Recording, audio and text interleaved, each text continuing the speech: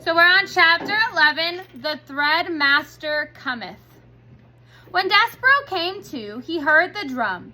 His father was beating a rhythm that had much more boom and much less tat. Together, Lester and the drum produced an ominous sound that went something like this. Boom, boom, boom, tat.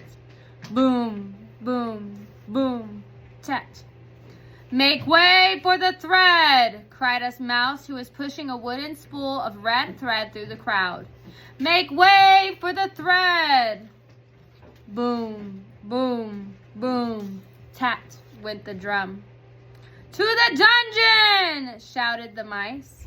Despereaux lay on his back, blinking his eyes. How, he wondered, had things gone so terribly wrong?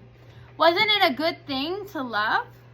In the story, in the book, love was a very good thing. Because the knight loved the fair maiden, he was able to rescue her. They lived happily ever after. It said so in the book. They were the last words on the page.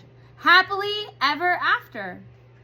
Despereaux was certain that he had read exactly those words time and time again. Lying on the floor with the drum beating and the mice shouting and the thread master calling out, "Make way! Make way!" Despereaux had a sudden chilling thought. Had some other mouse eaten the words that spoke the truth? Did the knight and the fair maiden really not live happily ever after? Reader, do you believe that there is such a thing as happily ever after? Or, like Despereaux, have you too begun to question the possibility of happy endings? "Happily ever after," whispered Despereaux. "Happily ever after," he said again as the spool of thread came to stop beside him. "The thread! The thread! The thread!" murmured the mice. "I'm sorry," said the mouse behind the spool, "but I have to ask you to stand up. I have to do my job." Despereaux got slowly to his feet. "On your hind legs, please," said the thread master. "It's the rules." Despereaux stood on his hind legs. "Thank you," said the mouse. "I appreciate it." And while Despereaux watched, the thread master unwound a length of red thread from the spool and tied a loop. "Just enough for the neck," muttered the mouse. "No more, no less. That's what the last thread master taught me. Enough thread for the neck." He looked up at Despereaux and then back down at the loop of thread. "And you, my friend, have a small neck." The threadmaster raised his arms and put them around Despereaux's neck. He leaned in close and Despereaux smelled celery. He could feel the threadmaster's breath in his ears as he worked, tightening the thread. "Is she beautiful?" the threadmaster whispered. "What?" "Shh! Is the princess beautiful?" "The Princess P?"